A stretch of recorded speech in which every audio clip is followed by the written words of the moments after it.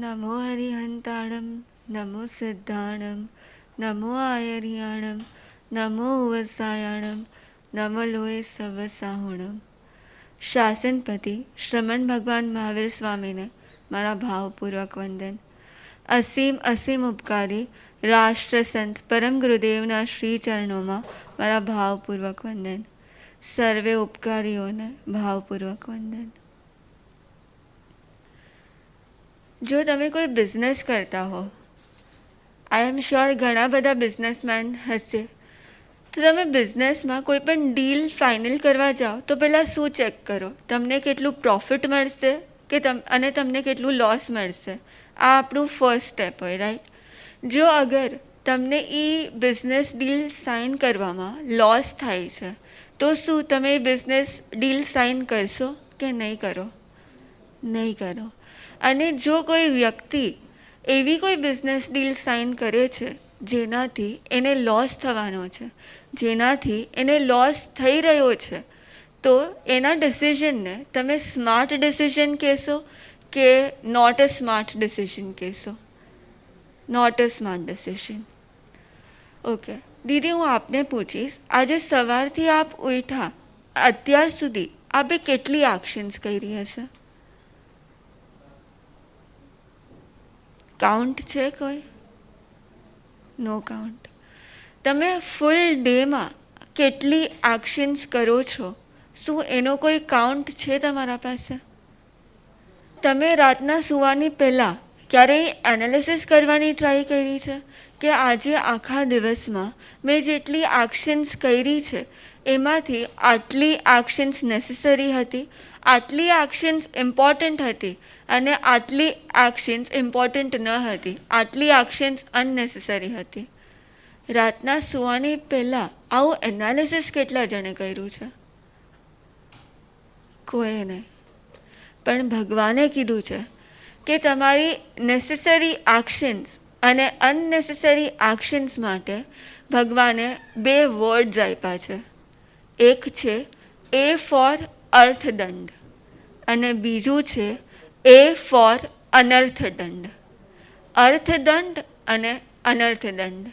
કદાચ ઘણા બધાને આનો મિનિંગ ખબર પણ હશે અને કદાચ ઘણાને આનો મિનિંગ ખબર નહીં પણ હોય. પણ ફરી આ ટોપિક ભણીને, ફરી આ ટોપિક સમજીને આપણે એ જ રિવાઇઝ કરવાનું છે કે આપણે આપણા લાઈફમાં કેટલું અર્થદંડ કરીએ છીએ અને કેટલું અનર્થદંડ કરીએ છીએ. પહેલાં આપણે સમજશું દંડ એટલે શું. દંડ એટલે મારી કોઈ પણ થતી એક્શન્સના કારણે હું મારા આત્માને દંડિત કરું છું, હું મારા આત્માને પાપ કર્મોથી પનિશ કરું છું, અથવા તો મારી એક્શન્સથી હું કોઈ બીજા જીવોને, હું કોઈ બીજા પ્રાણીઓને હર્ટ કરું છું, કે મારી એક્શન્સથી એની હિંસા થાય છે, તો એને દંડ કહેવાય છે. હવે દંડનું મિનિંગ સમજો તો અર્થદંડ એટલે શું? થોડીક એક્શન્સ એવી હોય જે આપણને કરવી જ પડે, જે તમારી રિસ્પોન્સિબિલિટી છે, કે જે તમે એક ફેમિલીમાં છો તો એ ફેમિલીને ચલાવવા માટે થોડી એક્શન્સ કરવી પડે એવી હોય, જે તમારી બહુ ઈચ્છા ન પણ હોય છતાંય તમને કરવી પડે છે. એવા એક્શન્સને અર્થદંડ કહેવાય છે. એટલે તમે એવું કહી શકો કે કદાચ તે નેસેસરી એક્શન્સ છે, તે ઇમ્પોર્ટન્ટ એક્શન્સ છે. અને જે એક્શન્સ આપણને કરવી પડે છે, જે એક્શન્સ આપણી રિસ્પોન્સિબિલિટી છે, તે કદાચ આપણી ખાલી પ્રવૃત્તિ જ હશે, એટલે તે ખાલી એક્શન રૂપમાં જ હશે, તે આપણી વૃત્તિ નહીં હોય. અને ભગવાને કીધું છે કે જે ખાલી પ્રવૃત્તિ હોય, કે જે પાપ માત્ર પ્રવૃત્તિથી થતા હોય તેમાં આપણને નિર્ધત કર્મનો બંધ થાય છે. એટલે કદાચ તમે અર્થદંડનું સેવન કરો છો અને એમાં તમારા ઇમોશન્સ બહુ અટેચ નથી, તો બની શકે કે માત્ર નિર્ધત કર્મનો જ બંધ થાય. સેકન્ડ વર્ડ છે અનર્થદંડ. અનર્થદંડ એટલે શું? કારણ વગર થતા, રાઈટ? બીજા કોઈને કાંઈ જે કારણ વગર થાય છે, જેની જરૂર નથી અને આપણે કરીએ છીએ, જે આપણે આપણા શોખ માટે કરીએ છીએ, જે આપણને ગમે છે એટલે કરીએ છીએ, જે એક્શન્સથી આપણને એવું લાગે છે કે હું આ કરીશ ને તો હું સુખી થઈ જઈશ, હું આ કરીશ ને તો મને સુખ મળશે, તેવી થતી દરેક એક્શનને, તેવી થતી દરેક ક્રિયાને ભગવાને અનર્થ દંડનું કીધું છે. એટલે કદાચ તમે એ ન કરો ને તો એકવાર ચાલશે, પણ એ આપણો શોખ છે ને, એ આપણને કરવું ગમે છે ને એટલે આપણે એને કરીએ છીએ. અને એટલે જ તે કદાચ તમારી માત્ર પ્રવૃત્તિ નથી, તે માત્ર તમારી એક્શન નથી, તે તમારી વૃત્તિ પણ હોઈ શકે છે. અને જે પાપ વૃત્તિથી થાય છે, જે પાપ વૃત્તિના કારણે કરીએ છીએ, તેમાં આપણને નિકાચિત કર્મનો જ બંધ થતો હોય છે. એટલે કદાચ જો તમે અનર્થ દંડનું સેવન કરો છો ને તો નિકાચિત કર્મનો બંધ થાય છે. સ્નાન કરવું કદાચ નેસેસરી હોઈ શકે, સ્નાન કરવું કદાચ એક નેસેસિટી હોઈ શકે, પણ શું બાથટબમાં સ્નાન કરવું એ નેસેસિટી છે? શું શાવરમાં સ્નાન કરવું એ નેસેસિટી છે? તમારા માટે કદાચ વેજીટેબલ્સ સુધારવા નેસેસિટી હોઈ શકે, તમારા માટે કદાચ રસોઈ બનાવવી એ નેસેસિટી હોઈ શકે, પણ શું એને પ્રોપરલી એક ડિશમાં સેટ કરી અલગ અલગ ડ્રેસિંગ્સ કરવા, એ એકદમ સારું દેખાય, એના માટે જેટલી પણ ક્રિયાઓ કરીએ છીએ, શું તે નેસેસિટી છે કે તે નેસેસિટી નથી? તે ઇમ્પોર્ટન્ટ છે કે તે ઇમ્પોર્ટન્ટ નથી? તમારા માટે જમવું કદાચ એક નેસેસિટી હોઈ શકે, પણ જમવામાં રોટલી દાળ ભાત શાક કદાચ એક નેસેસિટી હોઈ શકે, પણ શું એના સાથે પિકલ વાપરવું, એના સાથે અથાણું વાપરવું, એના સાથે પાપડ વાપરવું એ બધું નેસેસિટી છે કે નેસેસિટી નથી? નેસેસિટી નથી. બધા 2 મિનિટ્સ માટે આઈસ ક્લોઝ કરો. અને મેં જેટલા એક્ઝામ્પલ્સ આપ્યા છે એના સિવાય પણ તમે ડે ટુ ડે લાઈફમાં એવા કેટલા ક્રિયાઓ કરો છો, એવી કેટલી એક્શન્સ કરો છો જે નેસેસરી નથી પણ થઈ જાય છે.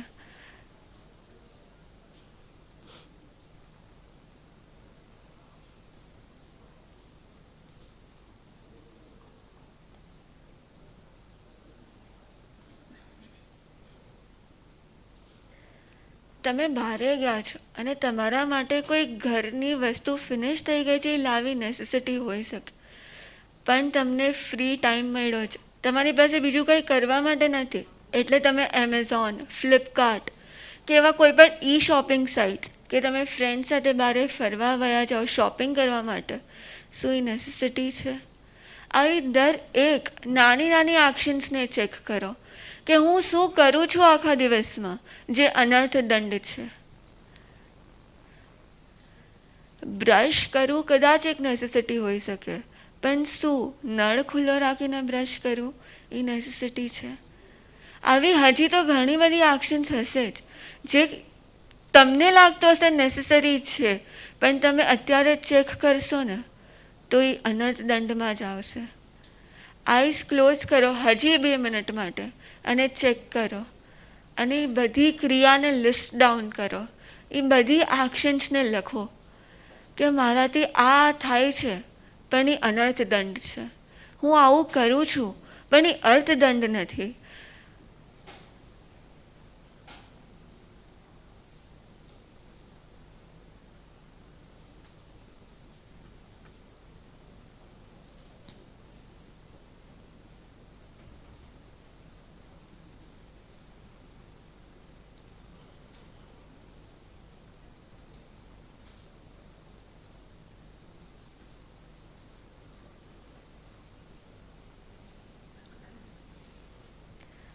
ઓકે, ઓપન યોર આઈઝ અને એને લિસ્ટ ડાઉન કરવાનું સ્ટાર્ટ કરો.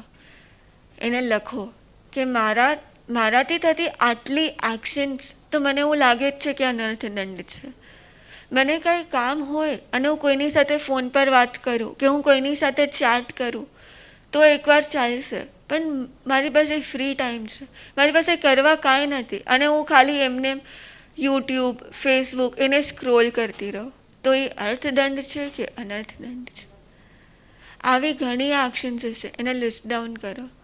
કદાચ મારી માટે ફ્રેન્ડ્સ સાથે વાત કરવી હોમવર્ક રિલેટેડ કે કોઈ વર્ક રિલેટેડ અર્થદંડ હોઈ શકે, પણ મને બહુ બોર થાય છે એટલે મેં ફ્રેન્ડને કોલ કરી અને એના સાથે 1 કલાક સુધી ફોન પર વાત કરી, તો એ અર્થદંડ છે કે અનર્થદંડ છે? હજી ચેક કરો, હજી આવું તમને ઘણું બધું મળશે જે તમારા માટે અનર્થદંડ જ હશે.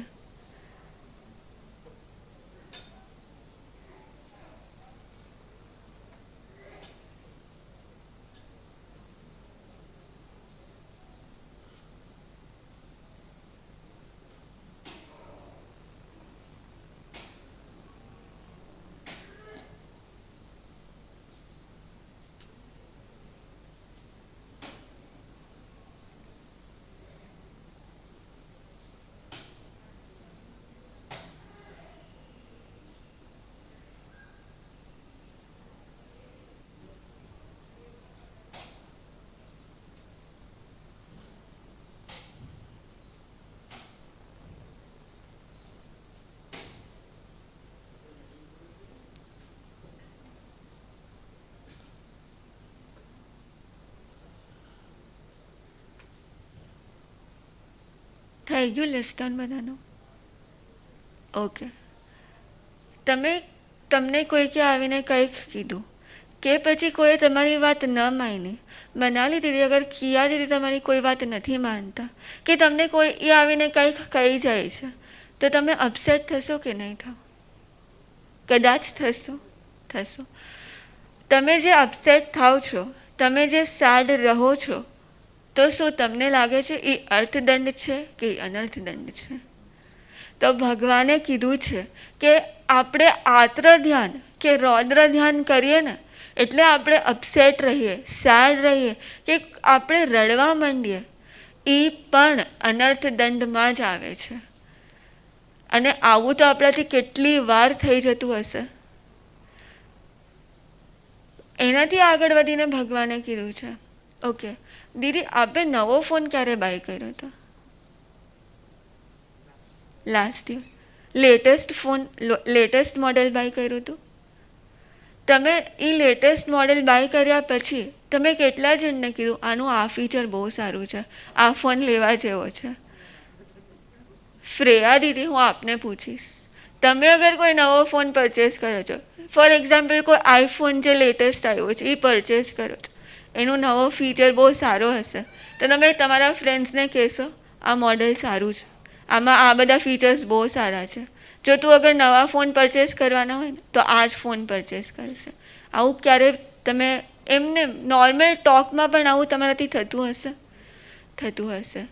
તમે કોઈ નવી રેસ્ટોરન્ટમાં ગયા છો અને એનું ફૂડ તમને બહુ ભાવ્યું છે, તમને એવું લાગે છે કે તમારા ફ્રેન્ડને પણ આ ટેસ્ટ ભાવશે, તો તમે એને રેકમેન્ડ કરશો કે તું આ રેસ્ટોરન્ટમાં નેક્સ્ટ ટાઈમ જજે, તું આ રેસ્ટોરન્ટ ટ્રાય કરજે, રેસ્ટોરન્ટ બહુ સારી છે.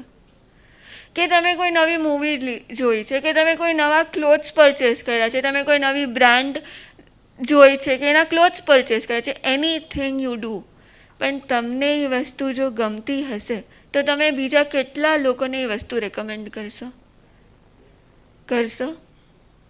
તો ભગવાન કહે છે કે જો તમે કોઈ પણ અન્યને પાપ પ્રવૃત્તિમાં પાપ કરવા માટે પ્રેરણા આપો છો તો તે પણ અનર્થદંડ જ છે.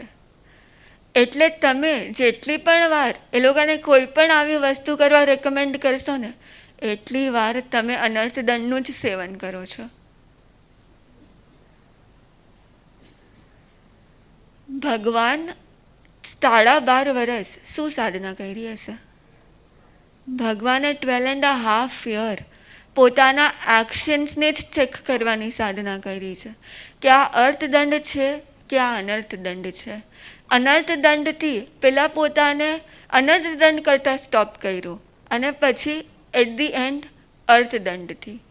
પણ ભગવાન અગર પોતાની એક્શન્સને ચેક કરી શકે, જો ભગવાન 12.5 years માત્ર આ એક જ સાધના કરી શકે, તો આપણે તો હરેક વસ્તુમાં બહુ જજમેન્ટલ હોઈએ કે કાંઈ પણ થાય ને તો આપણે એવું વિચારશું કે આવું આમ કેમ થયું, આવું કેમ કીધું હશે એણે, અત્યારે આવું કેમ કર્યું હોત તો. આવી જજમેન્ટ્સ મનમાં ને મનમાં આપણે કેટલી વાર આપતા હશું? ઘણી બધી વાર આપતા હશું. તો જો અગર આપણે આવી જજમેન્ટ્સ આપી શકીએ તો એ તો બીજા માટેની છે. આપણે પોતા માટે ક્યારેય જજમેન્ટ આપી કે આ એક્શન છે ને નેસેસરી નથી, આ એક્શન ઇમ્પોર્ટન્ટ નથી, આ એક્શન અત્યારે નહીં કરું ને તો ચાલશે, આવી જજમેન્ટ અત્યાર સુધી કેટલા જણા આપી હશે? આપી હશે કે નહીં આપી હોય? નહીં આપી હોય. એટલે હવેથી તમે કોઈ પણ એક્શન કરો ને, કોઈ પણ એક્શન કરવાની પહેલાં પોતાને એક ક્વેશ્ચન પૂછજો, ઇઝ ઇટ ઇમ્પોર્ટન્ટ? એક IQ યાદ રાખજો, ઇઝ ઇટ ઇમ્પોર્ટન્ટ? હું અત્યારે આ ફ્રેન્ડને કોલ કરું છું, ઇઝ ઇટ ઇમ્પોર્ટન્ટ? હું અત્યારે શોપિંગ કરવા જાઉં છું, ઇઝ ઇટ ઇમ્પોર્ટન્ટ? હું અત્યારે બહાર ફરવા જાઉં છું, ઇઝ ઇટ ઇમ્પોર્ટન્ટ? જો તમારા લાઈફમાં આ IQ આવી ગયું ને, ઇઝ ઇટ ઇમ્પોર્ટન્ટ, આ 3 વર્ડ્સ આવી ગયા ને, તો પણ તમે ઘણા બધા અનર્થ દંડ કરતા બચી જશો. તમે ઘણા બધા નિકાચિત કરવાનું બંધ કરતા બચી જશો. અને માત્ર એક ક્વેશ્ચન, ઇઝ ઇટ ઇમ્પોર્ટન્ટ, તમને પાપ કર્મનો બંધ કરતા અટકાવી શકે છે. ઓકે, આ હતા આપણા આજના ફર્સ્ટ 2 વર્ડ્સ, અર્થદંડ અને અનર્થદંડ. Next word. દીદી, તમને કેટલા શરીર છે? How many bodies do you have? 1. How many bodies do we have? Ami Didi, how many bodies do we have? Okay. Freya Didi, how many bodies do we have? 1. આપણને બહારથી દેખાય છે કે આપણને એક બોડી છે, પણ ભગવાને કીધું છે હર એક જીવને મિનિમમ 3 બોડીઝ હોય છે અને મેક્સિમમ 5 બોડીઝ હોય છે. હર એક જીવને મિનિમમ 3 બોડીઝ હોય છે અને મેક્સિમમ 5 બોડીઝ હોય છે. જે જીર્ણ શીર્ણ થાય એટલે શરીર, જેનાથી તમે એક્શન કરી શકો. એટલે હું અત્યારે બોલું છું, બેસું છું, ચાલું છું, વાત કરું છું, જમું છું, જેનાથી બધી ક્રિયાઓ થાય તે શરીર. જેના માધ્યમથી હું સુખ અને દુઃખનો અનુભવ કરી શકું તે શરીર. જ્યાં સુધી જીવ છે, જ્યાં સુધી કર્મ છે, ત્યાં સુધી હર એક જીવને શરીર મળવાનું જ છે. જ્યાં સુધી 8 કર્મથી આપણે યુક્ત છે ત્યાં સુધી શરીર મળવાનું જ છે. અને સિદ્ધ ભગવાન તો જેને કર્મ જ નથી, જે કર્મ રહિત છે, તે અશરીરી હોય છે. તો ભગવાને કીધું છે there are 5 types of body, 5 types of શરીર. કયા કયા કોઈને આવડે છે?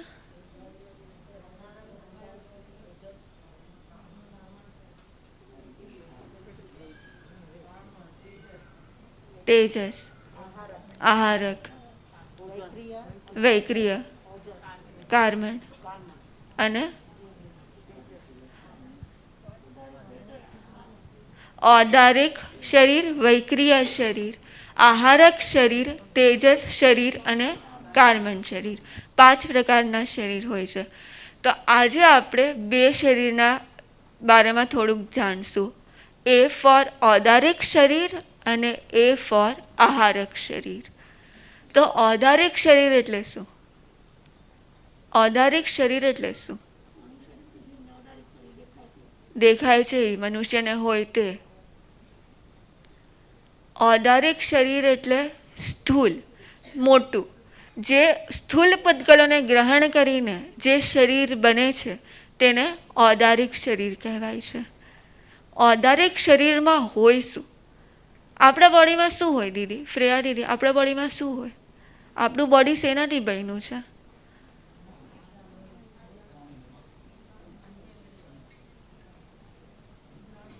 Blood, muscles, bones, cells and bones. Yes.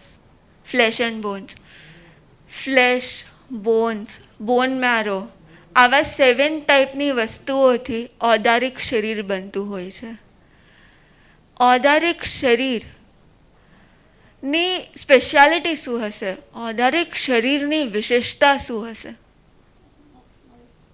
ઔદારિક શરીર આપણને મોક્ષની સાધના કરવામાં, સંયમની સાધના કરવામાં સહાયક બને છે. ઔદારિક શરીરની સૌથી મોટી વિશેષતા એ જ છે કે આપણને મોક્ષ માર્ગની સાધના કરવામાં સહાયક બને છે. ઔદારિક શરીર હોય કોને? મનુષ્ય અને તિર્યંચ. મનુષ્ય અને તિર્યંચને ઔદારિક શરીર હોય છે, પણ તિર્યંચમાં પણ પૃથ્વીકાયથી લઈને પંચેન્દ્રિય તિર્યંચ સુધી બધાને જ ઔદારિક શરીર હોય છે. એટલે કે આપણે જે સ્ટોન્સ જોઈએ છે, સોઇલ, મડ, સોલ્ટ, આ જેટલી પણ વસ્તુ આપણે જોઈ શકીએ છીએ એ બધાને ઔદારિક શરીર જ હોય છે. નેક્સ્ટ, એ ફોર આહારક શરીર. આહારક શરીર એટલે શું? ઔદારિક શરીર તો આપણે જોઈ શકીએ છીએ એટલે આપણને સમજે કે આને ઔદારિક શરીર કહેવાશે. મનુષ્યને હોય એ ઔદારિક શરીર. તો આહારક શરીર એટલે શું? એ કેવું હોય? એ કોણ બનાવી શકે? બીજે લબ્ધિધારી. એ હોય કેવું? અદ્રશ્ય. આહારક શરીર કોણ બનાવી શકે? તો આહારક શરીર 7મા ગુણસ્થાનક વર્તી અપ્રમત સંયમી 14 પૂર્વધારી સાધુ જ આહારક શરીર બનાવી શકે છે. આહારક શરીર કેટલું હોય? એટલે આહારક શરીરની હાઇટ શું હોય અને તે કયા પૂતગલોથી બને? આહારક શરીરની હાઇટ શું હોય? આહારક શરીર મિનિમમ 1 હાથથી થોડુંક ઓછું, 1 હાથથી કાંઈક ન્યૂન એટલે થોડુંક ઓછું થી લઈને મેક્ઝિમમ 1 હાથ સુધીનું જ હોય છે. આહારક શરીર બને કયા પૂતગલોથી? આહારક પૂતગલથી. આહારક શરીર બને કયા પૂતગલથી? આહારક શરીર, જે સાદું આહારક શરીર બનાવવાનું છે ને તે સાદું પોતાના બોડી પ્રમાણે જ, પોતાના બોડીના પ્રમાણે જ આહારક શરીર બનાવે છે. પણ જ્યારે તે આહારક શરીર બનાવે છે ત્યારે તે શુદ્ધ સ્ફટિક પૂતગલોને ગ્રહણ કરે છે અને તે શુદ્ધ સ્ફટિક પૂતગલોથી તે આહારક શરીર બનાવે છે. શેનાથી બનાવે છે? શુદ્ધ સ્ફટિક પૂતગલોથી તે આહારક શરીર બનાવે છે. આહારક શરીર બનાવે શેના માટે? What is the purpose of making આહારક શરીર? કોઈ પ્રશ્ન પૂછવા માટે? રાઈટ.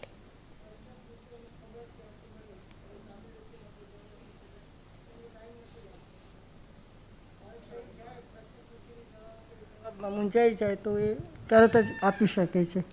ઓકે, જનરલી એ રીતે ઉપયોગ થાય છે. ઓકે. બીજા કોઈ રીઝન કોઈને ખબર છે?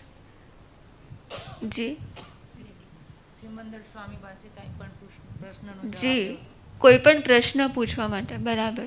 એના સિવાય કોઈ બીજો રીઝન ખબર છે? પરમાત્માના દર્શન કરવા. ઓકે. બીજો કોઈ રીઝન? તો ભગવાન આપે જે કીધું એ પણ સાચું છે. ભગવાન કહે છે આહારક શરીર બનાવવાના 4 પર્પસ છે. 4 રીઝન્સથી કોઈ સાદું આહારક શરીર બનાવતું હોય છે. ફર્સ્ટ રીઝન છે કે તેને તીર્થંકરની રિદ્ધિ સિદ્ધિ જોવી હોય, તેને તીર્થંકરની રિદ્ધિ સિદ્ધિ જોવી હોય માટે તે આહારક શરીર બનાવે છે. બીજો રીઝન છે જીવદયાનું પાલન કરવા માટે. કોઈ સાધુને જીવદયાનું પાલન કરવું છે તો પણ તે આહારક શરીર બનાવે છે. ત્રીજો રીઝન છે જે ઘણા બધાને ખબર છે કે સાધુના મનમાં કોઈ પ્રશ્ન હોય અને એને સમાધાન જોતું હોય તો તે આહારક શરીર બનાવે છે. અને ફોર્થ રીઝન છે કે એને કોઈ પણ શાસ્ત્રમાં આવતા કોઈ પણ તત્વનું સૂક્ષ્મપણે પણ ડાઉટ હોય, સૂક્ષ્મપણે જો એને સમજવું હોય તો પણ એ આહારક શરીર બનાવતું હોય છે.